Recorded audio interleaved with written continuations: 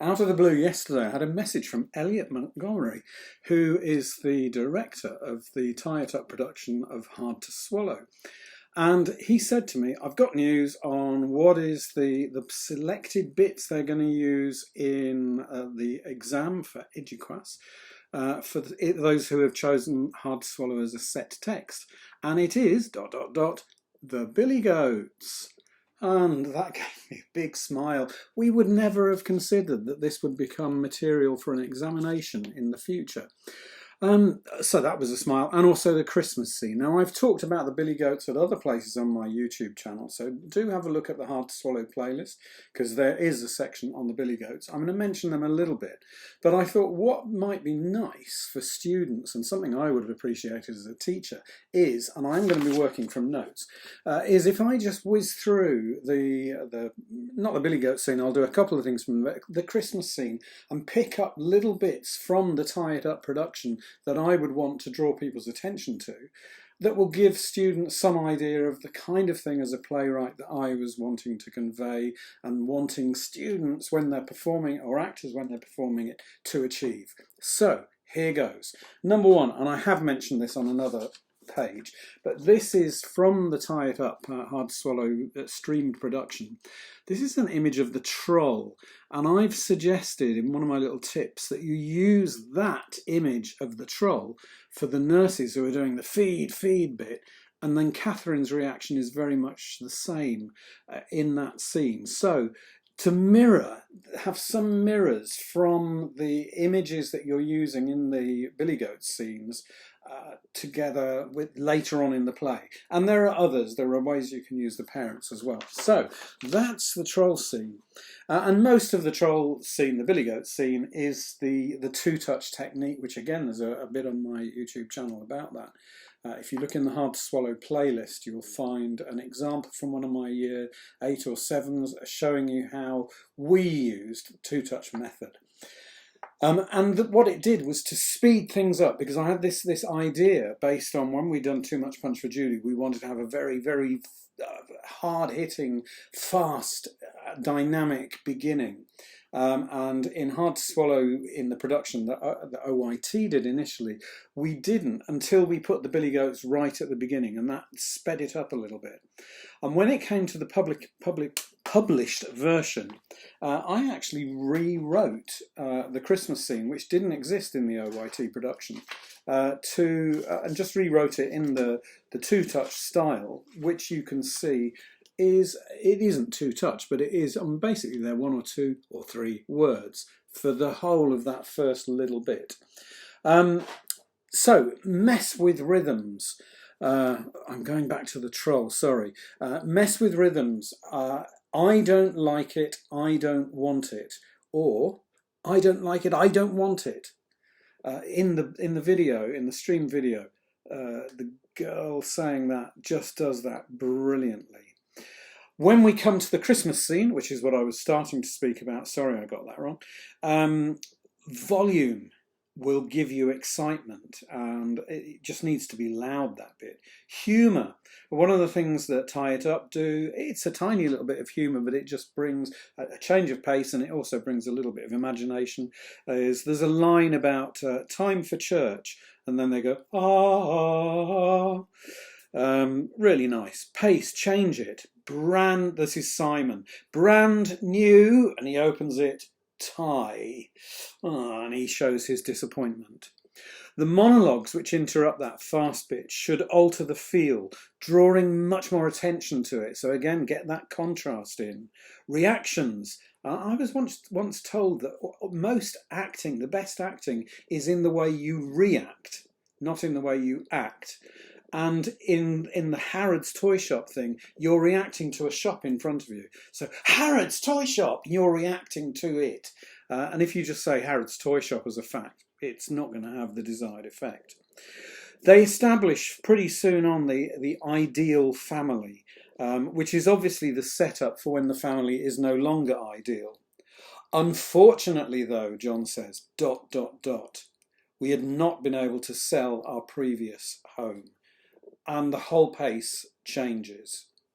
There's an action that he uses in that. He picks up a block and moves it off stage, and his children, Catherine, Anna and Simon, react to him doing that. That move symbolises the change of circumstances. John, looking at Catherine directly with really accusing eyes, contextualising an otherwise factual line as it appears in the script. Refusing to eat was her way to protest. And he does that focusing on Catherine, looking directly at her as she sits over from him. When Maureen talks about the bottle feeding Kate, Catherine moves to sit cross-legged on the floor, and there she is. This is from the stream production that you can get from Tie It Up Theatre, so look in the comments below, and I've put all the links in that little box. Maureen talks about the bottle feeding Kate. Catherine moves to sit cross-legged as a child on the floor, again adding movement and family status relationships. Maureen moves to the front to put her arm around the child, giving that mother-child relationship, but they've still got that status, and John remaining there formally behind her. And then she stabs at her with the different foods that she mentions, and she, almost like a playing thing with Catherine, creating a rhythmic impulse. And then at the end, beautifully, adds a little laugh, which Catherine responds to as a little girl, which adds a mum playing with her child moment. John, infuriated, then gets up. So he's here, he gets up, he moves over to this side of stage. Catherine and mum move over to this side of stage. So they're opposite sides, and then they have they're on opposing sides of the stage, illustrating the divide by their physical position. The announcement of her name, when she announces that she wants to be called Catherine from now on, she moves up onto a different level. And the way they do that is lovely, because the mum helps her up onto, because she's still the little child, kind of, even though she's an adult actor. The list of Catherine's achievements, beautifully done again by Tie It Up. As the chorus, they've got 3 people in their chorus. I've seen it done with like 90 people in the chorus in a group in Portsmouth.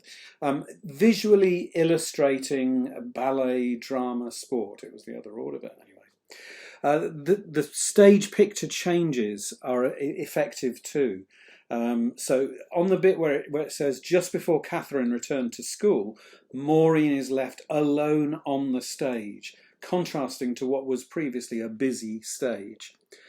Formality and emotional distance of Dr. Wynne. That, again, a change of attitude from that convivial family and the breaking up family to a formal doctor-patient situation. Tie It Up managed to find a way of staging the conversation with both Maureen and Dr. Wynne, predominantly with them facing the audience. And the motive they give Maureen for not looking away from the audience like I'm doing now is that she is avoiding the eye contact of the doctor. A really nice little technique. Find ways that you can do that. Throughout this scene, if you watch their version of it, there is such good free-flowing transitions from each mini scene within the section. Fantastic.